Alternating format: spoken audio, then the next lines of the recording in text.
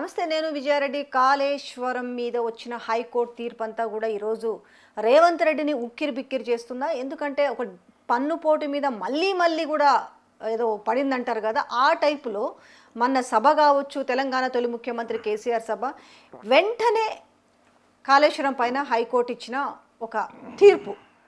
So ఏం నడవబోతుంది తెలంగాణలో, ఏ విధమైన రెప్రకరేషన్స్ ఉండబోతున్నాయి, దీని గురించి డీప్ డిస్కస్ చేద్దాం. మనతో ఉన్నారు senior political analyst KS Prasad గారు. నమస్తే కేఎస్ ప్రసాద్ గారు. నమస్తే అమ్మా. కాళేశ్వరం పైన తీర్పు అంటే దానిపైన ఎప్పటికీ కాంగ్రెస్ పార్టీ అనాలను లేకపోతే రేవంత్ రెడ్డి దాన్ని ఎవర్ గ్రీన్ సబ్జెక్టుగా ఉంచుతున్నారు, నానుస్తున్నారు ప్రజల్లో. 2028లో కానీ 29 వచ్చే ఎలక్షన్స్లో కూడా మళ్ళీ కాళేశ్వరంనే వాడుకోవాలనుకుంటున్న నేపథ్యంలో హైకోర్టు ఇచ్చిన తీర్పు. నీకు కునుకునక్కడి మీద తాటిపండు పడిందని ఒక సామెత ఉంటుంది. మూలిగే నక్క పైన తాటిపండు అంటారు కదా. అసలే కునుకుతో ఉన్న నక్క దాని మీద తాటిపండు పడింది అనుకో, ఏమవుతుంది? పై ప్రాణాలు పైనే పోతాయి దానికి. మనం ఏదో తాటిపండు మెత్తగా ఉంటుంది అనుకుంటాం, ఆ పడిన దాంట్లో ఉన్న టెంకలు పైనుంచి ఎలా పడతాయి? టెంకు జల్ల కొట్టినట్టు పడతాయి. అలా పడింది రేవంత్ రెడ్డి గారికి గౌరవ న్యాయస్థానం ఇచ్చిన తీర్పు. ఆ ఘోష్ కమిటీ గోసలో ఈయన ఎక్కడ కొట్టుకుపోయాడంటే ఆఖరికి దేవుడు కూడా ఒక పక్క రేవంత్ రెడ్డి పక్కనే ఉన్నాడు అనిపిస్తుంది.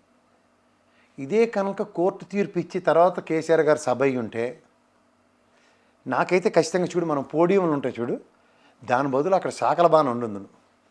బాణ కేసు కొడితే ఎలాగుంటుందో తెలుసు కదా. అలాంటి బాధుడు కేసీఆర్ గారి దగ్గర నుంచి దేవుడు కనుకరించి కటాక్షించి రేవంత్ రెడ్డి గారిని ఆ రోజు ముందు రోజు అంటే 2 రోజుల ముందే సభ పెట్టుకునే అవకాశం కల్పించాడు.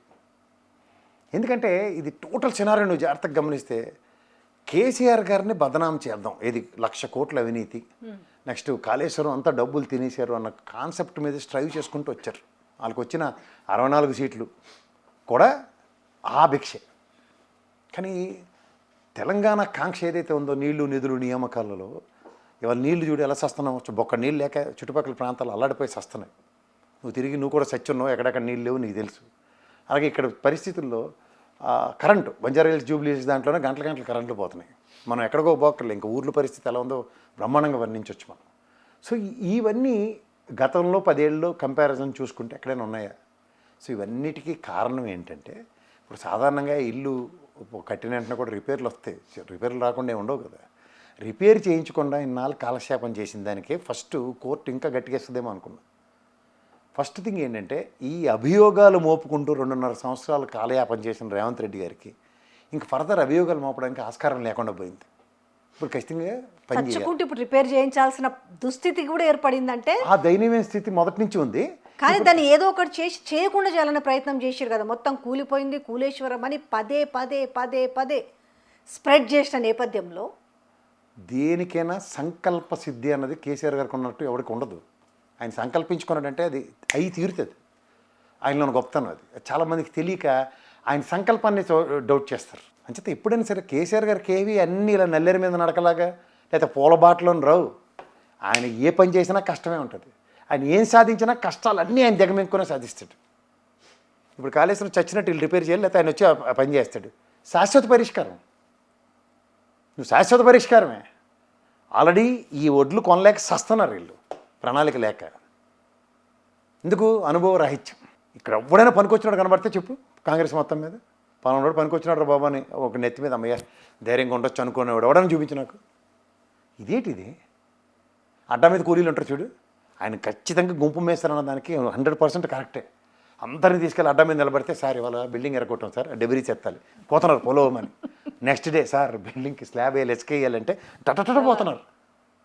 అరే ఇదేంది ఇది? మనం అడ్డా మీద కూలీలు ఏమిటి? ప్రజాస్వామ్యం, ప్రజలు మన గెలిపించుకున్నారు, ప్రజా కాంక్షకు విరుద్ధంగా మనం ఎందుకు పనిచేస్తున్నాం అన్న లాజిక్ ఎవరి జరలే. ఇది ఎక్కడ విడ్డూరో నాకు అర్థం కావట్లేదు. ఇవాళ కాళేశ్వరం ఒకటే కాదు, సభ సాక్షిగా కేసీఆర్ గారినే చావు కోరుకోవడం అంటే ఏంటి? మీకు మన ఏమనిపించింది చెప్పండి?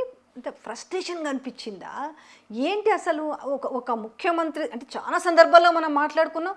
మళ్ళీ దరిద్రం ఏంటంటే అగైన్ మళ్ళీ ఆయన భాష గురించి, ఆయన మాటల గురించి మాట్లాడుకునే పరిస్థితి రావడం నిజంగా చూస్తుంటే చాలా షేమ్లెస్. నేను ప్రతి శనివారం ఈ శిలక పలుకులు ఏదో అలాగే అనుకుంటాను, ఇది నువ్వు మారవరా ఈ జన్మకి, నువ్వు ఎంత దిగజారుతో చూస్తుంటే అంతకు 10 అంతలు దిగజారు కనబడుతుంది. అవును, ఈయన కూడా మారుతాడేమో అని చూస్తున్నాను. అసలు ఆయన ఒక పెద్ద కేస్ స్టడీ రేవంత్ రెడ్డి గారు చీఫ్ మినిస్టర్ అవ్వడం తెలుసా?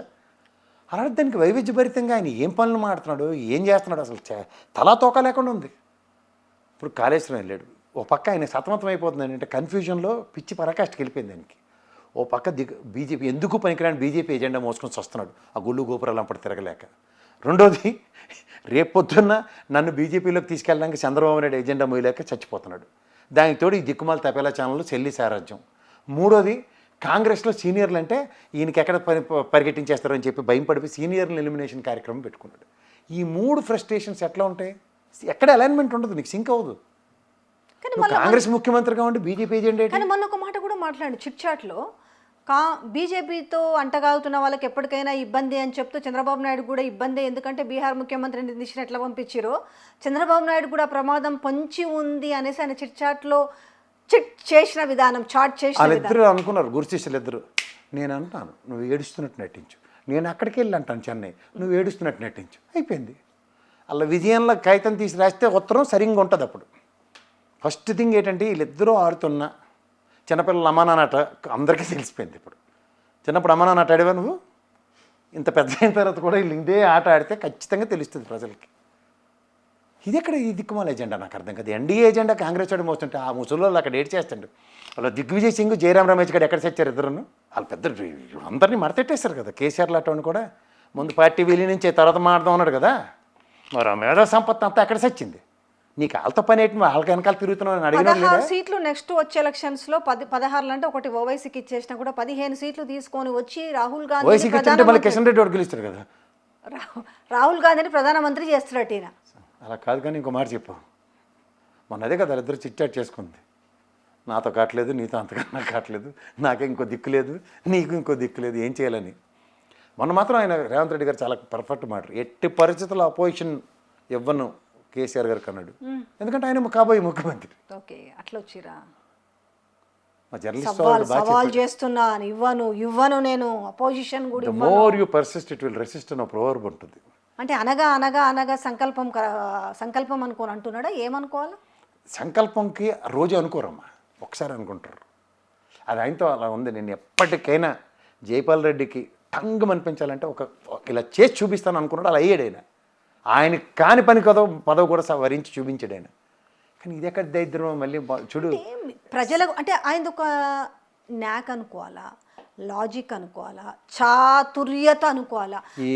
పదే కేసీఆర్ని తగ్గించి, ఆయన స్టేచర్ని తగ్గించి, ఆయనని ప్రజల్లో పలచన చేసే మాటలు మాట్లాడడం వల్ల నా స్థాయి పెరిగి ఏమో మళ్ళీ అటో ఇటో అయితే నాకేమన్నా అవకాశం రాకపోతుందనా, లేకపోతే ఎవ్వరు మీరు సీఎం పదవికి నెక్స్ట్ ఎవ్వరు పోటీ పడద్దు, నేను మాత్రమే కాంగ్రెస్లో ఉన్నానని చెప్పేసి అంత బల్లగుద్ది మాట్లాడుతున్నాడు అనుకోవచ్చు. కాంగ్రెస్లో ఉండనిచ్చారు కాబట్టి వాళ్ళు చూస్తున్నారు ముసలోళ్ళు.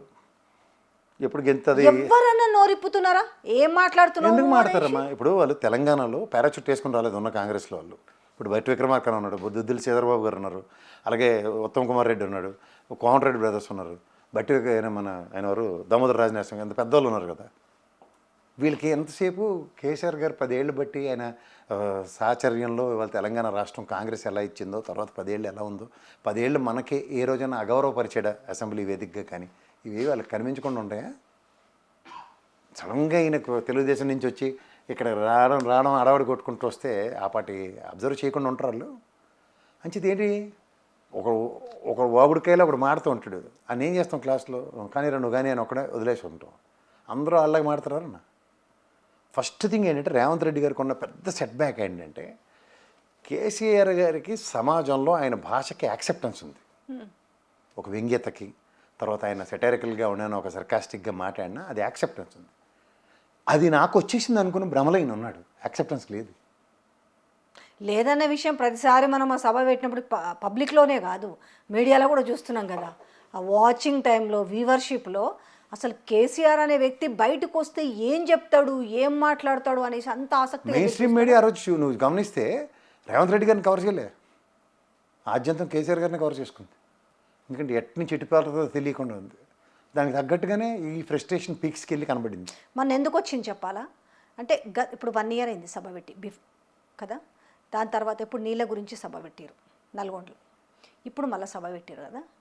ఈ సభకు వచ్చిన కేసీఆర్ని చూస్తే అందరికీ ధైర్యం పాత కేసీఆర్ని చూసినట్టు ఆ ముఖంలో ఒక కాన్ఫిడెన్స్, ఒక కళ, ఫుల్ స్మార్ట్గా ఉన్నాడు చూసావా. అందరూ అదే డిస్కషన్. ఇప్పుడు మేధావులు కూడా అదే చర్చిస్తున్నారు. హెయిర్ స్టైల్ అన్ని మళ్ళీ సెట్ అయిపోయింది. అన్నీ ఇదైపోయి అది అరే ఈయన పని అయిపోయింది అనుకుంటే ఈయనేంది మళ్ళీ ఇంత యాక్టివ్గా, అంటే ఇప్పుడు యాక్టివ్గా ఉన్నట్టుగా నటించడం వేరు, ఆ ఫేస్లో ఆ గ్లో కానీ ఆ చరిష్మా మళ్ళీ కనిపించడం నీకు వేరు. ఒక్కటి చెప్తానమ్మా, కేసీఆర్ గారిలో ఒక డిఫరెంట్ వైబ్రేషన్ ఎలా ఉంటుందంటే కనెక్టివిటీ ఉంటుంది ప్రజలకి ఆయనకి. దాంట్లోంచి మనం సాధారణంగా లైట్లు వేస్తే గ్లో వస్తుంది, కానీ ప్రజల్లోంచి ఆ గ్లో తెచ్చుకుంటాడు ఆయన. ఆయనలో ఉన్న గొప్పతనం అది. ఎందుకంటే అతని దగ్గర కన్విన్సింగ్ స్కిల్స్ ఉంటాయి, కన్విన్సింగ్ క్యాపబిలిటీ ఉంటుంది. గదమాయించడం ఎవరినైనా ఓ పెద్దరికం కనబడుతుంది. హే కూర్చో అన్నాడు అనుకో, ఇంట్లో పెద్ద ఆయన కలుస్తున్నాడు రమ్మా అన్న టైప్ ఉంటుంది. రేవంత్ రెడ్డి గారిని చూడు, మిగిలిన ఎవరిని చూడు ఇక్కడ నువ్వు రాజకీయ నేపథ్యంలో, అది కనబడదు నీకు. ఆ వైబ్రేషన్స్ ప్రజల్లో క్రియేట్ చేయలేరు, అది వీళ్ళకి ఉన్న ప్రాబ్లం. సో దీనివల్ల ఏమవుతుందంటే ఆయన ఎప్పుడైతే బయటకు వస్తారో, ఏ రోజైతే మాడతారో, ఆ మాట్లాడి దానికి ఏమవుతుందంటే సెన్సిటివిటీ అలా స్ట్రైవ్ అవుతుంది. వీళ్ళు రోజు బా అనేసేవా అన్న డైలాగ్ ఒకటి ఉంటుంది చూడాల, నువ్వే కావాలి సినిమా చూడు, కోవై సరళ అంటది. వాడు అన్నది హిందీలో, దానికి అర్థమైన భాష వేరు, అందుచేత అది రియాక్ట్ అయ్యి మూడు ఎలా ఉంటుంది, అనేసావా ఇంకా అనలేదని చూస్తున్నాం అన్నట్టుగా రేవంత్ రెడ్డి ఉంటాడు. ఆయన అండు, కానీ అనేసాడన్న భ్రమలో, నన్ను నిర్ణయిస్తాడన్న భ్రమలో ఈ నుండి ముందు ఆయన నిర్ణయిస్తున్నాడు. అప్పుడు ఏమవుతుంది, కానీ ఫ్రస్ట్రేషన్ ఇంకో కారణం కూడా కనిపిస్తుంది. ఎప్పుడన్నా కేసీఆర్ తన పేరు ఎత్తుతాడేమో తన నోటి నుంచి అనేది చూస్తే అసలు రీజన్ ఏంది చెప్పు. ఆయన ప్రతిపక్షంలో ఉన్నప్పుడు కానీ, ఆయన పీసీసీ ప్రెసిడెంట్ అయినప్పుడు కానీ, ఆయన వర్కింగ్ ప్రెసిడెంట్గా ఉన్నప్పుడు కానీ, ఆయన ఎంపీ అయినప్పుడు ఎప్పుడు కూడా ఆయన పేరు ఎత్తలే. లాస్ట్కు ముఖ్యమంత్రి అయిపోయిన తర్వాత కూడా ఎందుకు ఒక్కసారి కూడా రేవంత్ రెడ్డి అనే పేరు ఎత్తకపోవడానికి కారణం ఏంటి అసలు? ఇప్పుడు గురువు కనబడగానే ఫస్ట్ నువ్వేం చేస్తావు? ఆబ్వియస్లీగా లేచి వంగి దండం పెడతాం. అసెంబ్లీ వేదికగా ఆయన అదే పని చేశాడు కదా రేవంత్ రెడ్డి గారు. కేసీఆర్ గారి దగ్గరికి వచ్చి నమస్కారం పెట్టుకుని వెళ్ళాడు. దాన్ని బయటకు వచ్చి మేకపోతే గాంభీర్యం ప్రదర్శిస్తుంటే ఏమవుతుంది, చిన్నపిల్లలే కానీ అనుకునే మనస్తత్వం రేవంత్ రెడ్డి కేసీఆర్ గారు. కానీ పేరు ఎందుకు ఒక్కసారి కనీసం తెలంగాణ పొలిటికల్ లెగసీ ఇప్పుడున్న ముఖ్యమంత్రి రేవంత్ రెడ్డి కనీసం అని ఎందుకంటే తిట్టుకుంటానో పొగుడుకుంటానో అనాలి కదా. ఇద్దరిని చూడు, అక్కడ పవన్ కళ్యాణ్ గురించి ఆయన ఎప్పుడు పేరెత్తడు జగన్మోహన్ రెడ్డి, ఇక్కడ కేసీఆర్ గారు కూడా అదే అడాప్టబిలిటీ. అసలు ఫస్ట్ ఈయనే స్టార్ట్ చేశాడు. అసలు ఆయన దృష్టిలో ఒక స్థాయి కావాలి, ఆయన స్థాయి ఆయన ఇవ్వనప్పుడు అప్పుడు మనం ఆలోచించాలి. ఎందుకు లేదనుకుంటున్నారు రేవంత్ రెడ్డికి ఆ స్థాయి? అంటే ఒకటమ్మా, మనం కంటి ముందు పెరిగిన పిల్లల గురించి మనకి ఒక ఒపీనియన్ ఉంటుంది. రేవంత్ రెడ్డి గారిని ఆయన చూసినట్టుగా ఎవరు చూసి ఉంటారు. ఆయన ప్రస్థానం అంతా, రాజకీయ ప్రస్థానం అంతా ఆయన కళ్ళ ముందు అలా తిరుగుతూ ఎక్కడికి వచ్చింది మజిలీ. ఫస్ట్ కేసీఆర్ గారికి సిర్రెత్తుకొచ్చేది ఏంటంటే నిలకడలేనితనం. చాలామందికి అర్థం అవ్వాల్సిన విషయం అది. కన్సిస్టెంట్గా పార్టీలు ఇటు ఇటు అటు కప్పదాట్లు వేస్తూ ఒక సిద్ధాంతానికి కట్టుబడులు ఎప్పుడైతే ఉండవో అలాంటి వాళ్ళతో అతను విభేదిస్తాడు. రేవంత్ రెడ్డి గారిలో ఆ ప్రాబ్లం ఏంటంటే సిద్ధాంతానికి కట్టుబడి ఉండదు. కానీ రేవంత్ రెడ్డి ఇంకొక తప్పిదం కూడా చేస్తున్నాడేమో కదా, పదే ఆయనని అంటే ఒక మరణాన్ని కోరుకోవడము, చీప్గా చేసి మాట్లాడడం. అంటే నా పేరు ఎత్తట్లేదు కాబట్టి నేను ఎంత చులకన చేసి మాట్లాడితే అంత ఈక్వాలిటీ, నాకు ఆయనతో పాటు ఈక్వాలిటీ వస్తుంది అనుకోవడం. ఎందుకు అంత బ్యాలెన్స్ తప్పు? అది మనం అనుకుంటామమ్మా. ఇప్పుడు చూడు, సాధారణంగా మనం యూనివర్సిటీలో ర్యాగింగ్ లేవి చేస్తున్నప్పుడు ఒకరిని ఏదో పేరు పెట్టి నిక్ నేమ్ పెట్టి పిలుస్తూ ఉంటాం. కానీ వాడు రేపు పొద్దున్న యూనివర్సిటీ టాపర్ కింద వాడు ఉండి మనం ఎక్కడ ఉన్నాం అనుకో, ఇది స్టాటిస్టిక్ ప్లేజర్ పంపి రే అని మేము అలా పిలిచివాడు రా. వాడు ఏ లెవెల్లో ఉంటాడు, వాడు ఏదో లెవెల్లో ఉంటాడు, క్యాంపస్ రిక్రూట్మెంట్లో సెలెక్ట్ అయ్యి దేనికో సీఈఓ లేదంటే టాప్ పొజిషన్లో ఉంటాడు వాడు. వీడు అలా ఎడిపించి వాళ్ళం రా అని గట్టు మీద కూర్చొని కథలు చెప్పుకోవడానికి మాత్రమే పరిమితం అవుతాడు. బట్ వాడి స్థాయి అలా ఆచార మార్గం అలా ఎదుర్కొంటాడు. ఎందుకు బిహేవ్ చేయలేరమ్మా, చేయలేరు. ద నేచర్ ఆఫ్ పీపుల్ కొంతమంది ఎలా ఉంటుందంటే, ఇప్పుడు నడమంత్రపు సిరి అని ఒకటి నువ్వు వినే ఉంటావు. రేవంత్ రెడ్డి గారికి ఆయన రాజకీయ ప్రస్థానంలో ప్రతి దగ్గర నడమంత్రపు సిరి ఉంది. ఆ విషయంలో ఆయన పట్టిందల్లా బంగారమే. సో దాంతో ఆయన కూడా ఒకటి నేర్చుకోవచ్చు కదా, నా పేరు ఎత్తట్లేడు, నేను ఎందుకు ఆయన పేరుని గుర్తు చేసుకోవాలి, చల్ నేను ఒక్కసారి అనేసిన అయిపోయింది, వాళ్ళ రాజ్యం అయిపోయింది, ఇక మాది మేమిది అని చెప్పుకోవచ్చు కదా. ఎక్కడ చూసినా ఎప్పుడు ఏ సందర్భంలో 24 గంటలు నిద్రలో అదే, పగలది, ఏ టైం చూసినా మరి ఆయన నామస్మరణ ఎందుకు? ఫ్రస్ట్రేషన్ అదేనమ్మా. ఇప్పుడు నీకు అర్థం అవ్వాల్సిన విషయం ఏంటంటే, ఇప్పుడు ఒక capability of a person and competency of that person అన్నది నేను ఎప్పుడు మాడుతూ ఉంటాను. ప్రజల్లోకి ఎక్కడికి వెళ్ళినా సరే నేను రాజీనామా చేసి వచ్చాను అని నిలబడ్డాడు అనుకో కేసీఆర్, నెత్తిమీ పెట్టుకుంటారు ప్రజలు. నియోజకవర్గంతో సంబంధం లేదు ఆయనకి. అది ట్రాక్ రికార్డ్ అయింది చూసుకోవాలంటే. ఉద్యమ నేపథ్యం నుంచి నువ్వు చూసుకుంటే ఆయన ట్రాక్ రికార్డ్, ఆయన ప్రతిసారి నిలబడిన ప్లేస్ కాకుండా నిలబడిన దగ్గర ప్రతిసారి ఆయన గెలిపించుకుని వచ్చారు ప్రజలు. సో ప్రజలు యాక్సెప్ట్ చేసి ప్రజలు ప్రతిష్ఠించుకున్న ఒక రియల్ హీరోకి, మోహన్ బాబు కొడుకు కాబట్టి బలవంతాన్ని మంచి విష్ణుని మనం హీరో చేసుకుంటే ఎలా ఉంటుంది? దేశంలో 150-200 మంది టాప్ హీరోస్లో నేను ఒకడిని చెప్పుకున్నట్టే ఉంటుంది. గమనించుకోవాలంటే దట్ ఇంక తీరు మారదు కాబట్టి మనం ఇట్లనే ఆయన మీటింగులు పెట్టి సభ ఇప్పుడు ఇన్ని కబుర్లు చెప్తుంటే పక్కన దొదిలిసారు. ఏముందండి మా పార్టీలో ఎవడైనా సీట్లు కవర్ ఇస్తాడు ముఖ్యమంత్రి అని మొన్న గాలి తీసేస్తున్నాడు. అయితే ఇందులో మొన్న ఒక మాట్లాడిన మాటల్లో తెలివి తక్కువగా మాట్లాడినా అతి తెలివితో మాట్లాడిన ఒక మాట జీవన్ రెడ్డి గారి గురించి మాట్లాడిన దాంట్లో నాదెండ్ల భాస్కర్ రావు ఇష్యూ అప్పుడు ఎన్టీఆర్ గారికి వెన్నుపోటు ఒకటి జరిగింది కదా, అప్పుడు జీవన్ రెడ్డి నాదెండ్ల భాస్కర్ రావు గారి పక్కన నిలబడ్డాడు అని అన్నారు. అప్పుడు వీళ్ళందరూ కాంగ్రెస్లో కదా ఉన్నది, ఎవరు ఈయన కాదు వాళ్ళు. మరి అప్పుడు ఎవరి పక్క, ఇందిరాగాంధీ వాళ్ళ పక్క నిలబడ్డప్పుడు ఏమనిపించింది మీకు ఇది విన్నప్పుడు? ఇమ్మెచ్యూరిటీ అమ్మా. అంటే నీకు చెప్తున్నాను కదా, అవతల గురువుని ప్రసన్నం చేసుకోవాలి. గురువే నాదెండ్ల మనోహర్ గారిని నెత్తిమీ పెట్టుకున్నాడు. ఇప్పుడు గమనించలేదు. అంచేత నువ్వు గురువు ప్రసన్నం అన్న కాన్సెప్ట్లో గురువే కాన్సెప్ట్ వదిలేసి చాలా రోజులైంది జాగ్రత్తగా గమనిస్తే. సో ఈ ప్రసన్న వదనానికి నువ్వు ఎవరికి లాయలిస్ట్గా ఉండాలి? ఇప్పుడున్న సోనియమ్మకి, లేదంటే కాంగ్రెస్కి విధేయుడుగా ఉండవలసిన. ఆ డిస్కషన్ ఎందుకు వచ్చింది? అదే చెప్తున్నాను. కాంగ్రెస్ రేపు పొద్దు నీకు ఒక టాస్క్ ఇస్తుంది, ఎవరన్నా మడతెట్టమని. అంటే అప్పుడు నీకు ఏ లాయల్టీ గ్యాప్ వస్తుంది? ఒరిజినల్ కాంగ్రెస్ ఫ్లేవర్ కాదని అర్థమవుతుంది కదా. కాంగ్రెస్ వాదిగా ఒక హెర్క్యులెన్ టాస్క్ నెత్తికేసుకుని రాజకీయ భవిష్యత్తును పణంగా పెట్టాడు నాదెండ్ల మనోహర్ భాస్కర్ గారు. నువ్వు గమనించావా? రాజకీయ సమాధి కట్టుకున్నాడు ఆయన. 30 రోజులు మాత్రమే ముఖ్యమంత్రి కింద నిలబెట్టి రాజకీయ సమాధి కదా తర్వాత. అవునా కదా? మరి అప్పుడు ఎవడొచ్చాడు రెస్క్యూకి? ఆయనకి ఎవడన్నా వచ్చాడా? ఇప్పుడు నిలబడిన జీవన్ రెడ్డి నిలబడ్డాడు అంటున్నావు. ఆయన రాజకీయ ప్రస్థానం, అయ్యో మా నాదెండ్ల భాస్కర్ రావు ప్రస్థానం ముగిసిపోయింది కాబట్టి మేము ముగిసిపోయాం అనుకుని ఇంట్లో కూర్చున్నారు అందరూ, ఆనాడు ఉన్న కాంటెంపరేటరీస్ అందరూ. అదే సందర్భంగా ఎందుకు పోవాలి ఈ శని, అదే పోవాలి అనేసి అన్నాడు కాబట్టి జీవన్ రెడ్డి ఫస్ట్ దాంట్లో ఆయన ఇచ్చే స్కీమ్లలో ఫస్ట్ ఫ్రీ బస్ గురించి మాట్లాడి, మేము ఆర్టీసీ మహిళల్ని ఫ్రీ బస్ ఉచిత ప్రయాణం ఇచ్చి కోటీశ్వరులు చేసినాము, ఆర్టీసీని లాభాల బాటలో నడిపించినామని చెప్పి ఈరోజు ఆర్టీసీ సమ్మె జరుగుతుంది. పాపం ప్రయాణికులకి ఇబ్బంది పడుతున్నారు, కార్మికులు రోడ్డు మీద పడ్డారు. నువ్వు లాభాల బాటలో ఉంటే ఓఎన్జీసీలు అటువంటి దీపావళికి స్వీట్ డబ్బాలు ఇచ్చి బోనస్లు ఇస్తుంది, వాళ్ళు జీతాలు పెంచమంటున్నారు, ప్రభుత్వంలో విలీనం చేయమంటున్నారు. ఆ రెండు ఎందుకు కావట్లే? గతంలో సజ్జనార్ గారు ఉండేవారు, శుభ్రంగా నడిచింది కదా. ఇప్పుడు నాయిరెడ్డి గారు రాగానే ఎందుకు దిగుడు దస్తయింది? ఇప్పుడు ఉచిత బస్సు ప్రయాణం వల్ల కదా వాళ్ళు నెత్తుకొచ్చింది. ఇప్పుడు దిప్పు నువ్వు ప్రైవేట్ బస్సులో ఎందుకు మళ్ళీ ఛార్జీలు చేస్తున్నారు? ఉచితం అన్నప్పుడు నువ్వు ప్రైవేట్ వ్యవస్థ త్రూగా నడిపిస్తున్న బస్సుల్లో కూడా ఎలక్ట్రికల్ బస్సులో ఫ్రీ ఇవ్వాలి కదా. అంటే ప్రభుత్వ బస్సులో మాత్రమే ఉచితం. ఓహో అలాగా. నేను ప్రైవేట్ నడిపించమని నేను ప్రైవేట్ వ్యవస్థకి ఏమైనా మీరు మీ గురువుగారు బాటలో నడుస్తున్నారా? ఎలక్ట్రిక్ ఇచ్చారుగా మొత్తం మెయిల్ వాళ్ళకి ఇస్తే అది శాశ్వత ప్రయోజనమా, శాశ్వత పరిష్కారమా, లేకపోతే అవతల కార్మికులకి, నమ్ముకున్న కార్మికులకి? ఇంత గొప్పగా చెప్పినావు, చెప్పి ఒక రోజు గడవక ముందుకే కార్మికులు రోడ్డు ఎక్కిరు. ఏంటి కాళేశ్వరం గురించి కూలేశ్వరం గీలేశ్వరం 1,00,000 కోట్లు చెప్పిన ఇంకోసారి అని చెప్పింది కోర్టు. నెక్స్ట్ ఇదే నువ్వు ఎక్కడైతే చిరతలాపారా కొట్టుకుని వచ్చావో అంటే ఆర్టిస్ట్ లేవు లేవు లేవు లేవు లేవు అని పక్కెళ్ళింది.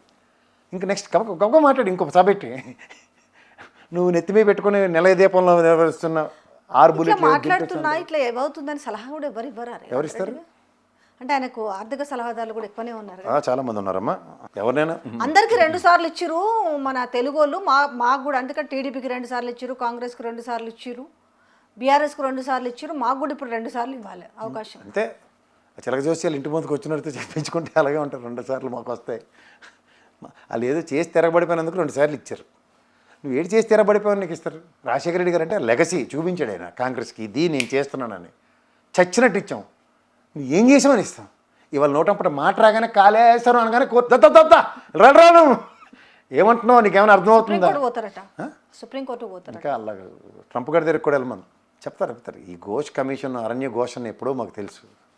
నువ్వు కాళేశ్వరం దీని మీద కేసీఆర్ గారిని 10 నిమిషాలు కూర్చోపెట్టుకోలేకపో, 10 నిమిషాలు ఆయన ప్రశ్నించలేకపోయారు. తెలుసుకోండి, అప్పుడే అర్థమైంది మాకు. ఇరికించాలన్న ప్రయత్నం అయితే చాలా గట్టిగా జరిగింది. అలా వల్ల కాని పని ఇరికించడం. ఈ దెబ్బకు చూడు ఇంకా ఇంకా సౌండ్స్, వైబ్రేషన్స్ ఎలా మారుతాయో. ఇంకొక 6 నెలలు కాలక్షేపం చేస్తే 3 ఏళ్ళు పుణ్యకాలం గడిచిపోద్ది. తర్వాత 4, 7 లాస్ట్ 4వ సంవత్సరానికి ఇవి ఇస్తాడు. సంక్షేమ పథకాలు మెల్లగా రిలీజ్ చేస్తాడు. ఇక్కడ ఏమున్నాయని అంటే ఇంకా ఇక్కడ ఆల్రెడీ ఉట్టిపోయిన గేదె కాదు. ఒక్క ఎకరానికి కొడుతుంది రైతు భరోసా. ఫస్ట్ ఒక ఎకరం ఇచ్చిండా, రేపు జెడ్పీటీసీ ఎంపీటీసీ మరి మే ఎండింగ్లోనే జూన్ ఫస్ట్ వీక్లో పెడతారట. ఒక ఎకరం అప్పుడు మొన్న మధ్యలో ఇచ్చిండు, మళ్ళీ నెలకు ఒకటే ఇచ్చిండు, మళ్ళీ ఆ తర్వాత నెలకి ఇంకొకటి ఇస్తారు. అలా ఇచ్చి మిగిలిన అందరినీ తపలు కొట్టుకుని నాకేంటి నాకేంటి అని అడగమంటున్నాడు అంతే. మరి ఏ హోప్స్ తోటి మాకు రెండోసారి కూడా అవకాశం ఇస్తారు?